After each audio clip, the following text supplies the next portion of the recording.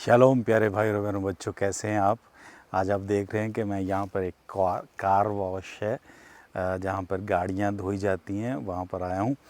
तो यकीनन आज की बात कुछ इससे मिलती जुलती होगी, या ये जो मिसाल मैं पेश कर रहा हूँ इसके साथ मिलता जुलता कोई मैसेज तो होगा।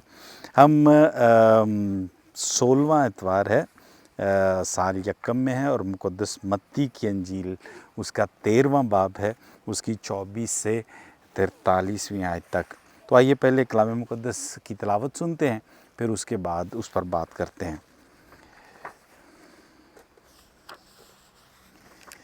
उसने एक और तमसील उनके सामने पेश करके कहा कि आसमान की बादशाही उस आदमी की मानद है जिसने अच्छा बीज अपने खेत में बोया।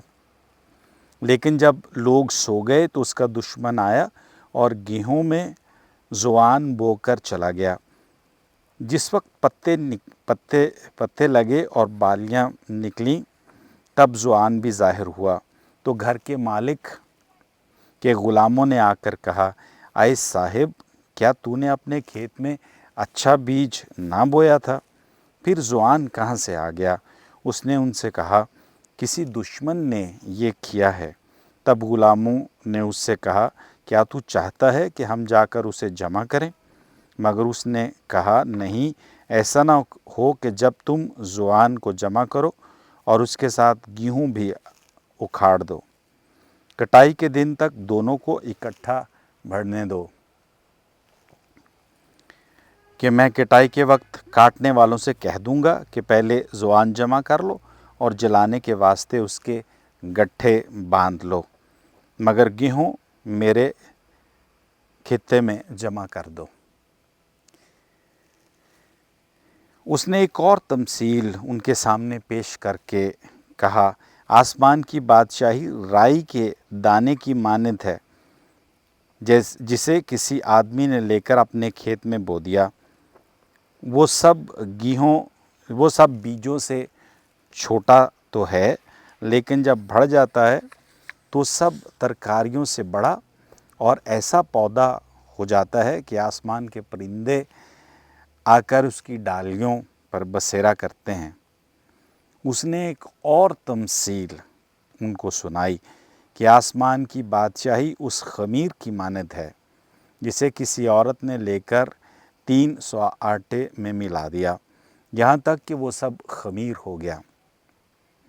ये सब बातें यीशु ने हजूम से तमसीलों में कहीं और बिला तमसील उनसे ना बोलता था, ताकि जो नबी की मार्फत कहा गया था वो पूरा हो। मैं तमसीलों के लिए अपना मुंह खोलूँगा, मैं बनाए आलम के असरार ज़ाहिर करूँगा। तब वो हजूम को छोड़कर घर में गया और उसके शागिर्दों ने उससे आकर कहा कि खेत के ज़ुआन की तमसील हमें समझा। तो उसने जवाब में कहा कि अच्छे बीज का बोने वाला इब्ने इंसान है और खेत दुनिया है, और अच्छा बीज बादशाही के फर्जंद हैं और ज़ुआन बदी के फर्जंद हैं, और वो दुश्मन जिसने उसे बोया वो शैतान है। और कटाई के वक्त दुनिया का आखिर है और काटने वाले फरिश्ते हैं। बस जिस तरह ज़ुआन जमा किया जाता और आग में जलाया जाता है, ऐसे ही दुनिया के आखिर में होगा। इब्ने इंसान अपने फरिश्तों को भेजेगा और सब ठोकर खिलाने वाली चीज़ों और बदकारों को उसकी बादशाही में से जमा करेंगे और उन्हें आग की भट्टी में डाल देंगे। वहाँ रोना और दांतों का बजना होगा। तब रास्तबाज अपने बाप की बादशाही में सूरज की मानद चमकेंगे। जिसके कान हो वो सुन ले। इंजील मुक़द्दस के वसीले से हमारी तमाम ख़ताएं मुआफ़ की जाएं। तो मैं आपको बता रहा था कि ये जो जगह है जहाँ पर कारों को धोया जाता है, गाड़ियों को धोया जाता है, ये एक तमसील की तरह आज हम देख सकते हैं। मुक़द्दस मत्ती की अंजील जो है वो सीरी के अंतोकिया में تقریباً 50 سالوں کے دوران میں لکھی گئی۔ مقدس متی نے لکھا اس کو، اور یہ سال 80 یا 90 جب یسوع مسیح کے جانے کے بعد دنیا نئی راہوں پر چلنے لگی، تو ایسی خواہش تھی کہ مسیحی جماعت جو ہے وہ ایک نئی دنیا جو ہے وہ بسائے، لیکن ایسا ہوا نہیں۔ نیکی اور بدی ساتھ ساتھ چلتے رہے، جیسے آج کی دنیا میں بھی وہ ساتھ ساتھ چل رہے ہیں۔ ایک طرف نیکی ہے تو دوسری طرف بدی ہے۔ اشعیا یہ اس جماعت کے لیے لکھا گیا تھا جو مسیحی جماعت جو یہودیت سے مسیحیت میں آئی تھی، اسے اشعیا نبی کا جو 60واں باب ہے اور 61واں سب یاد ہیں۔ یعنی نئی دنیا کیسی ہوگی آپ اس کو دیکھ سکتے ہیں، ان کو باب میں جا کر دیکھیں، جہاں سب راست باز اور نیک ہوں گے، صہیون کی حشمت ہوگی، اور مسیح کے کیے گئے وعدے کے مطابق یہ وہ نسل ہوگی جس کو خداوند نے برکت دی ہے۔ تو یہ ان کی امیدیں تھیں کہ خداوند یسوع مسیح کے جانے کے بعد جو نئی دنیا پیدا ہوگی وہ اس میں سب راست باز ہوں گے۔ تو یہاں جو آج خداوند یسوع مسیح 13ویں باب میں تمثیلیں پیش کر رہا ہے، ہم نے پہلی ویڈیو میں بات کی تھی کہ خداوند یسوع مسیح نے دیکھا کہ عام جب وہ باتیں کر رہا تھا تو لوگ اس کو باتوں کو نہ سمجھتے تھے، تو اس نے تمثیلوں میں، کیونکہ تمثیل آپ کو اپنے اندر آنے کی دعوت دیتی ہے اور آپ کو جواب دینے پر مجبور کرتی ہے، تو اس تمثیل میں یہ ان دو گروپوں کے لیے پیش کی گئی ہے۔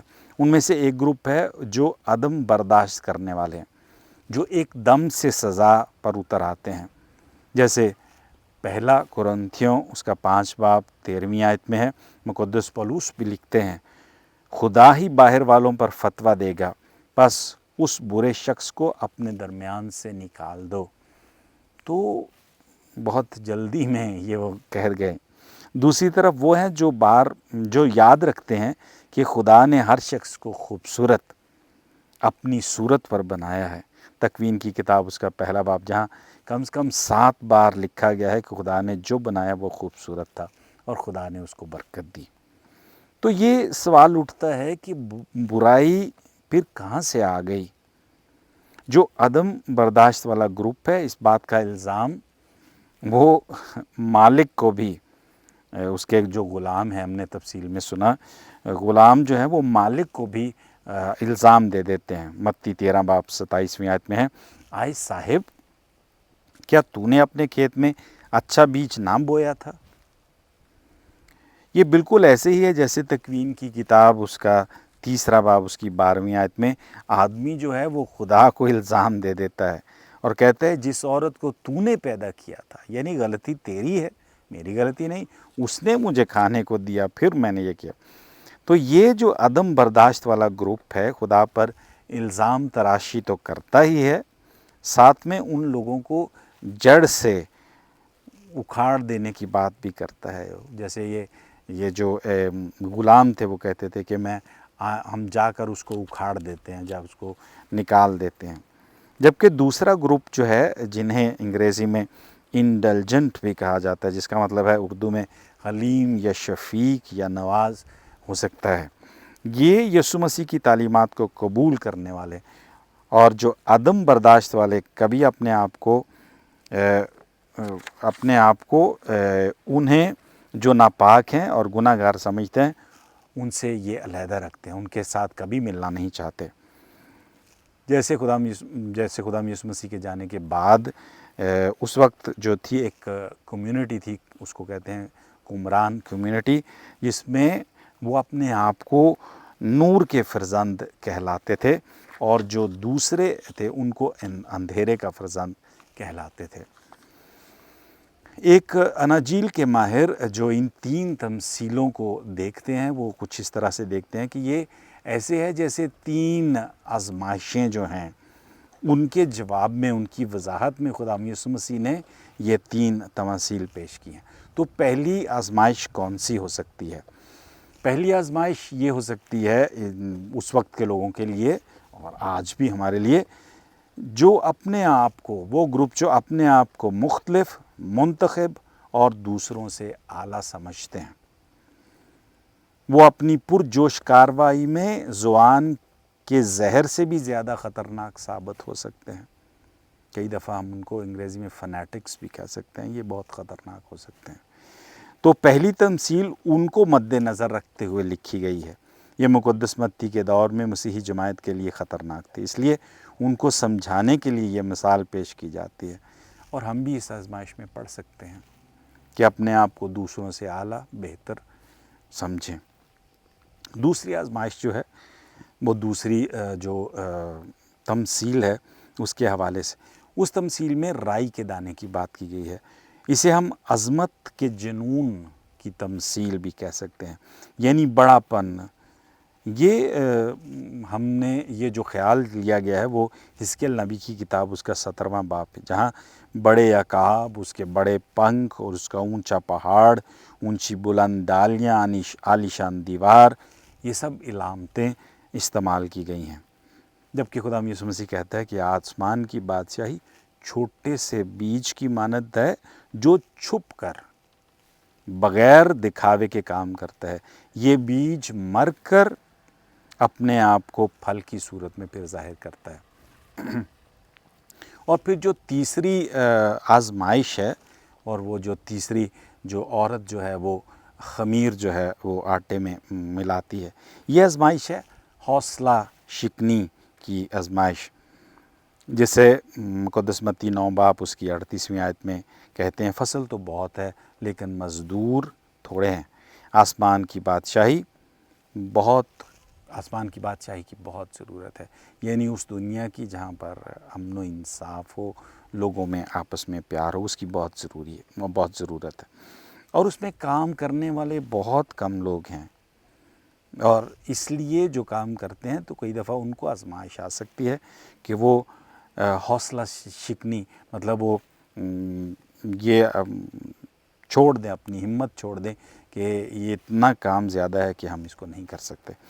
تو یہ خمیر کی مثال جو ہے وہ ہمیں یاد دلاتی ہے، اور یہ جو خمیر تھا وہ 3 جو اس کا وہ جو پیمانہ بتایا گیا ہے وہ کم سے کم 40 کلو آٹا جو تھا، کافی مقدار ہوتی ہے، اس میں جو 3 چٹکیاں جو ہیں، جو 1 چٹکی خمیر ہے وہ کافی ہوتا ہے۔ یہ اندر ہی اندر کام کرتا ہے، چھپ کر، اور دوسروں کے ساتھ رہ کر اندر سے اپنا اثر دکھاتا ہے۔ اور یہاں ایک بات ضروری ہے کہ تم اپنے ضمیر کو سونے نہ دینا، ورنہ دشمن برائی بو دے گا۔ اصل میں یہ دشمن ہمارے اندر ہی ہے۔ جب ہمارا ضمیر سو جاتا ہے تو وہ دشمن اندر سے ہی جاگ جاتا ہے۔ جیسے ہم بالوں میں تیل نہ لگائیں تو خشکی خود بخود آ ہی جاتی ہے۔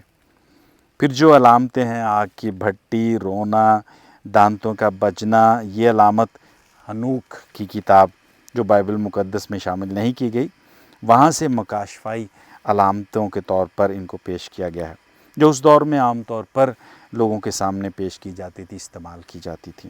جبکہ پہلا قرنتھیوں 3 باب اس کی 14ویں آیت میں آگ کا ذکر کیا گیا ہے۔ مقدس پولس یاد دلاتے ہیں کہ جس کا کام اس پر بنا ہوا ہے باقی رہے گا، یعنی آگ ہمارے اندر کے زوان یعنی برائی کو جلا کر ہمیں خوبصورت بناتی ہے۔ تو یہ یاد رہے کہ جو سونے سے کندن بننا ہوتا ہے وہ اس آگ میں سے گزرنا پڑتا ہے۔ تو آج کی تماثیل جو ہیں وہ ہمیں یہ 3 جو ہماری آزمائشیں ہو سکتی ہیں ان کو عبور کرنے کے لیے خدا یسوع مسیح ہمارے لیے پیش کرتے ہیں۔ تو میری آپ کے لیے اور میرے لیے یہ خواہش ہے کہ ہم یہ تماثیل جو ہیں سن کر اپنے اندر ان کو جگہ دیں، اور ان پر عمل کرتے ہوئے خدا یسوع مسیح کی بادشاہی کے لیے کام زیادہ سے زیادہ کر سکیں۔ دوسروں سے بڑھانا اپنے آپ کو سمجھیں، پھر اندر دوسروں کے ساتھ مل کر اپنی بڑائی کو آگے سامنے نہ کرتے ہوئے چھپ کر اپنے آپ کو مار کر، اور تیسرا جو ہے کسی بھی وقت جو ہے ہمت نہ ہاریں۔ تو شالوم پیارو بھائی بہنوں، ملتے ہیں اگلے ویڈیو میں۔